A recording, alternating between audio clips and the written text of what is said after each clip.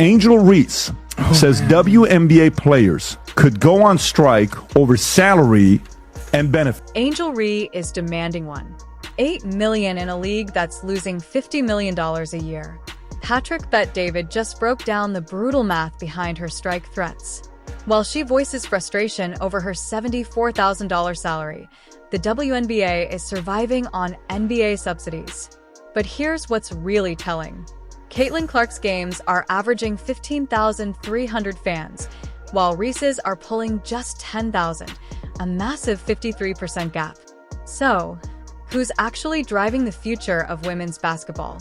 The numbers don't lie, and Patrick just exposed the side of the story Angel Reese doesn't want you to hear. All right, so Angel Reese says this. Rob, if you want to play this clip. You know what I love watching? I love watching her highlights of missing shots. She's got to be the worst shooter you've met in your life. Did you know the WNBA is losing millions every single year? Well, Angel Reese is pushing for a bigger paycheck. Patrick Bet-David just dropped a financial truth bomb that's sparking serious debate. He didn't just question Reese's demands. He exposed the brutal economic reality behind the league's struggle to stay afloat. The numbers paint a picture that's hard to ignore. Who allegedly has a $200 million revenue for the WNBA. According to my sources, it's actually closer to 150, but what's $50 million? I'll tell you what $50 million is. It's how much money the WNBA lost last year. And that's a little bit better than the year before when they only lost $40 million this past. The numbers Patrick Bet-David revealed are absolutely staggering. The WNBA isn't just facing a minor setback. It's drowning in red ink. Last year alone, the league reportedly lost around $50 million. But what's even more shocking, this isn't a recent issue. The WNBA has been consistently losing money for nearly 30 years, raising serious questions about sustainability and the growing demands from its players. MLB, also $11 billion. The NHL, $7 billion with a B. You guys are a alleged $150 to $200 million company. You're operating at a loss every single year. You've never made money. It's called a zombie company. You're subsidized by the NBA. Think about that for a second. Angel Reese is demanding higher pay from a league that has never turned a profit in its entire 27-year history. Patrick Bet-David nailed the comparison. It's like a teenager asking for more allowance while their parents are drowning in debt just to keep the lights on. The WNBA's financial reality is brutal, and the idea of bigger paychecks without profits is starting to look more like wishful thinking than a sustainable demand. Better TV contract. They're getting a TV contract improvement for the 26th season next year. And so the minute they are a profitable league, the players should do what baseball players and everybody else have done, is saying, sorry, owners, you're making an awful lot of profit there. I think you should move us from 33 to 40% of total revenue. You might be wondering how the WNBA even manages to stay afloat with losses this massive? Well, here's the answer. The NBA is essentially keeping a league alive, footing the bill year after year. Without the NBA acting as a financial lifeline, the WNBA likely would have folded long ago. This isn't a profitable business model.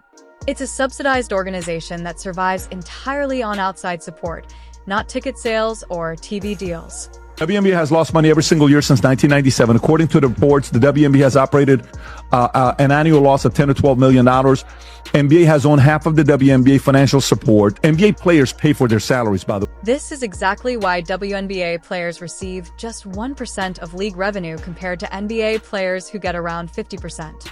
It's not about fairness. It's basic economics. When Angel Reese complains about her $74,000 salary, she's overlooking the core issue Patrick Bet-David explained so clearly. There simply isn't more money to distribute. The league isn't holding back. It just doesn't have it. Here's the catch when you're going to go on strike. In 1994, MLB, NBA, NFL, what's the number one revenue sport in America? What do you think it is? The NFL. How much do you think they make? $17 billion. The NBA, a little over $11 billion. What makes Patrick Bet-David's analysis so powerful is that he didn't just criticize, he laid out the real-world consequences. He explained why a player strike, something Angel Reese has hinted at, could be absolutely catastrophic for the WNBA. With teams already operating at significant losses, even a slight increase in financial pressure could cause multiple franchises to collapse. That kind of chain reaction could trigger a full-on death spiral for the league, one it might not recover from. The hard truth Patrick Bet David laid out is this. Angel Reese is demanding NBA-level compensation without the WNBA ever reaching NBA-level revenue. It's like expecting a Fortune 500 CEO salary while working at a startup that hasn't made a single profit. No matter how talented a player may be, the math just doesn't add up. Without the money coming in, there's simply nothing more to give out. And that's the uncomfortable reality the league is facing. The viewership is higher and they're asking for the money. And if the contract on the back end, the revenue, NBA gets 50+% to players, they do 9.3.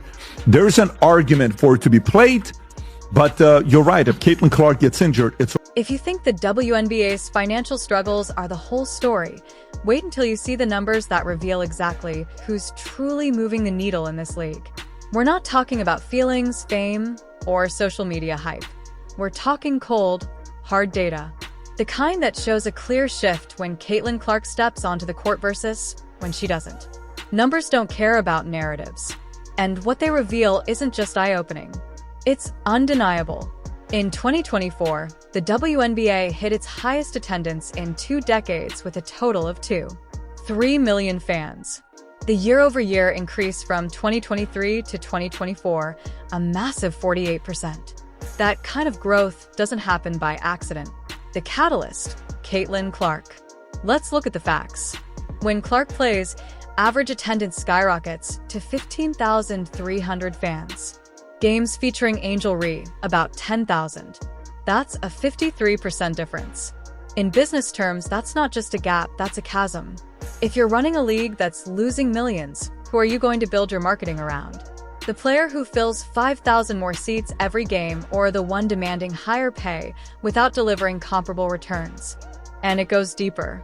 The average WNBA game draws 7,645 fans. When Caitlin Clark plays 15,591, that's a jaw-dropping 105% increase in attendance.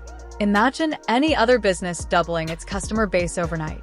You do anything to protect and promote whatever's driving that growth.